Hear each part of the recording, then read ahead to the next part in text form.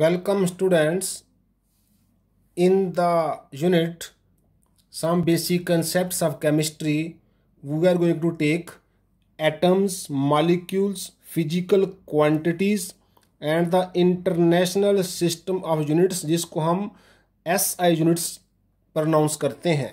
तो बच्चे एटम जैसे आप पहले ही जानते हैं, an atom is the smallest particle of an element which may or may not be capable of independent existence. जैसे हमने पिछले लेक्चर में पढ़ा था, जो प्योरेस्ट सब्सटेंस होता है जिसमें एक ही किस्म की एटम होती है उसको एलिमेंट कहते हैं, और उसी एलिमेंट का स्मॉलेस्ट पार्टिकल जो सिंगल एग्जिस्ट कर भी सकता है नहीं भी कर सकता है वो एटम है। जैसे अगर हम हाइड्रोजन की बात करें तो हाइड्रोजन एलिमेंट जो है उसमें H2 दो एटम के मिलकर बना होता है। वो जो हाइड्रोजन की जो एग्जिस्टेंस है वो H2 की है, ना कि H की है। H उसकी एटम है जो इंडिपेंडेंट एग्जिस्टेंस नहीं करता है, लेकिन H2 जो है वो उस एलिमेंट का स्मॉलेस्ट मॉलिक्यूल है। ऐसे ही जैसे आयरन की बात करें उसका हम Fe लिखते हैं, वो एक सिंगल एटम एग्जिस्ट करता है। ऐसे नोबल गैसेस हैं, हीलियम है वो सिंगल एटम एग्जिस्ट करता है। ऑक्सीजन है वो सिंगल एटम एग्जिस्ट नहीं करता। तो कुछ एलिमेंट जो हैं वो इंडिपेंडेंट एग्जिस्ट कर सकते हैं एटम की फॉर्म में, और कुछ एलिमेंट एटम की फॉर्म में सिंगल एग्जिस्ट नहीं कर सकते हैं। दूसरे डेफिनेशन लेने जा रहे हैं हम मॉलिक्यूल की। It is the smallest particle of an element और a compound which can exist freely या इंडिपेंडेंटली। जो इंडिपेंडेंट एग्जिस्ट करेगा ही करेगा उसको बोलते हैं मॉलिक्यूल। जैसे ऑक्सीजन का मॉलिक्यूल है O2, ये एलिमेंट का मॉलिक्यूल है जो इंडिपेंडेंट एग्जिस्ट करता है। O जो है वो इसकी एटम है जो इंडिपेंडेंट एग्जिस्ट नहीं करता। O2 इसका मॉलिक्यूल है। जैसे वाटर है, वाटर एक कंपाउंड है, तो कंपाउंड का जो फ्रीली एग्जिस्ट करने वाला वाटर का मॉलिक्यूल क्या है? H2O। तो H2O भी एक मॉलिक्यूल है जो वाटर कंपाउंड का स्मॉलेस्ट पार्टिकल है, और O2 भी एक मॉलिक्यूल है जो एलिमेंट का एक स्मॉलेस्ट पार्टिकल है। तो जो फ्रीली एग्जिस्ट कर सकता है वो मॉलिक्यूल है, जो कर भी सकता है नहीं भी कर सकता है और स्मॉलेस्ट पार्टिकल है वो एटम है। जैसे हाइड्रोजन का एटम H है, हीलियम का एटम He है, लिथियम का एटम Li है। ऐसे ही ऑक्सीजन का मॉलिक्यूल O2 है, हाइड्रोजन का मॉलिक्यूल H2 है। बच्चे एक पीरियोडिक टेबल में जितने एलिमेंट्स होते हैं उन सब की एटम भी होती है। बच्चे अब हम बात करते हैं फिजिकल क्वांटिटीज की। तो हम इसकी डेफिनेशन लिखते हैं, ऑल थिंग्स या quantities which we come across during our scientific studies, जहाँ आप ऐसा भी कह सकते हैं in our daily life are called physical quantities.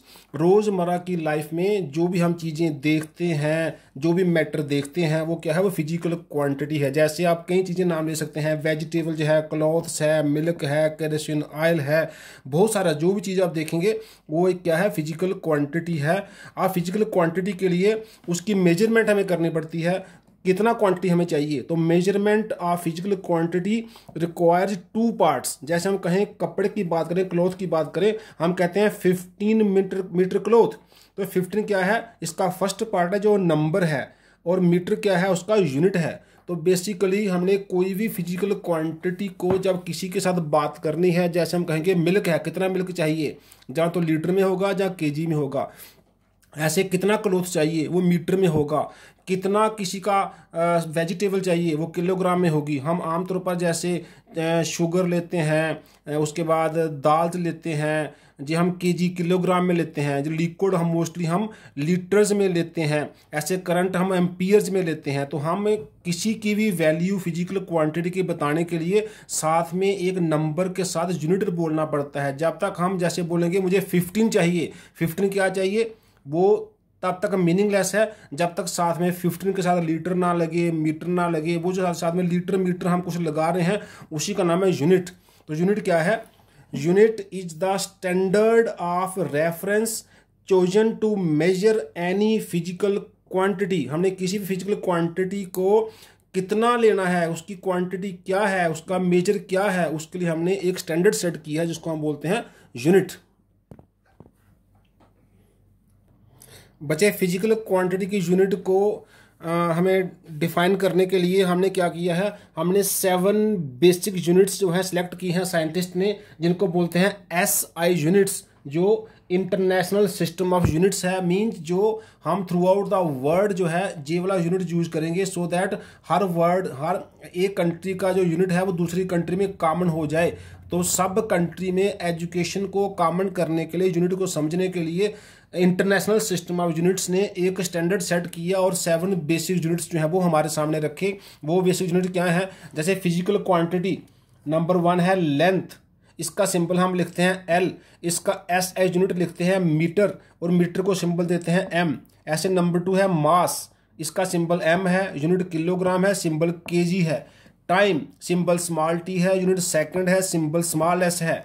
Electric current symbol I है, एम्पीयर इसका यूनिट है, E उसका सिंबल है। टेम्परेचर T कैपिटल में उसका सिंबल है, केल्विन उसका यूनिट है, K उसका सिंबल है। अमाउंट ऑफ सब्सटेंस N उसका सिंबल है, मोल उसका यूनिट है MOLE और MOL उसका सिंबल है।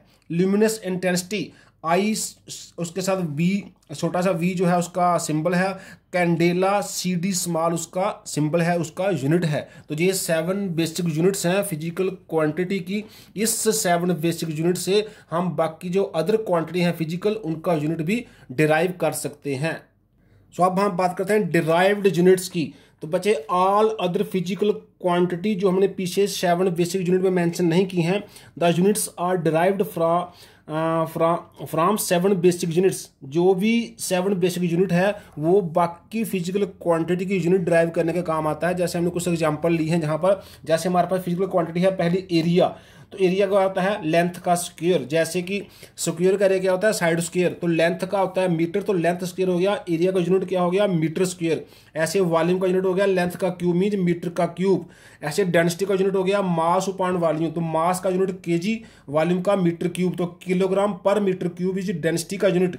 ऐसे वेलोसिटी होता है डिस्टेंस अपॉन टाइम, तो डिस्टेंस का मीटर हो गया, टाइम का सेकंड हो गया, तो वेलोसिटी का बन गया मीटर पर सेकंड।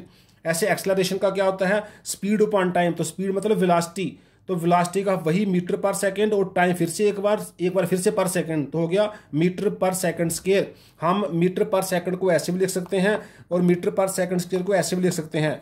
तो हमारा वेलोसिटी का ड्राइव्ड यूनिट क्या आया, मीटर पर सेकंड। एक्सेलरेशन का क्या आया, मीटर पर सेकंड का स्क्वायर। ऐसे फोर्स क्या होता है, फोर्स होता है मास इंटू एक्सेलरेशन, तो मास का यूनिट किलोग्राम, एक्सेलरेशन का मीटर पर स्क्वायर, तो फोर्स का क्या हो गया किलोग्राम मीटर पर स्क्वायर। इसको बच्चे न्यूटन का नाम भी देते हैं। तो फोर्स का यूनिट हम बोलते हैं न्यूटन, तो 1 न्यूटन क्या होता है 1 किलोग्राम मीटर पर स्क्वायर।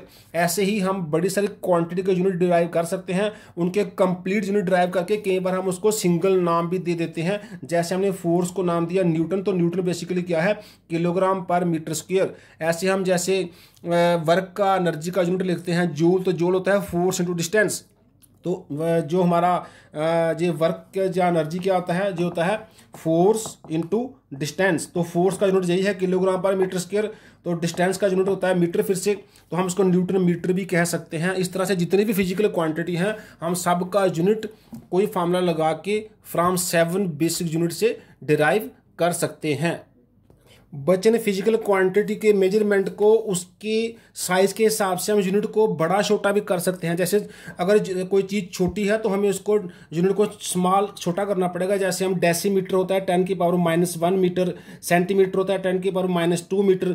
जब हम ट्रिग्नोमेट्री कैलकुलेशन या फिर जब हम ट्रायंगल कोई अपने मैथमेटिक्स में क्वेश्चन पढ़ते हैं तो हमारे क्वेश्चन जो डायग्राम हमारे मोस्टली सेंटीमीटर में होती हैं, तो सेंटीमीटर को हम 10 की पावर -2 मीटर कहते हैं। ऐसे और छोटा जाना हो तो माइक्रोमीटर 10 की पावर -6 मीटर होता है, नैनोमीटर 10 की पावर -9 मीटर होता है, पिकोमीटर 10 की पावर -12 मीटर होता है। ऐसे यूनिट को हम बड़ा करते हैं। जैसे हम कोई लार्ज डिस्टेंस मेजर करना है तो हम किलोमीटर ले लेते हैं 10 की पावर 3 मीटर होता है, मेगामीटर ले लेते हैं 10 की पावर 6 मीटर होता है, गीगामीटर ले लेते हैं 10 की पावर 9 मीटर होता है।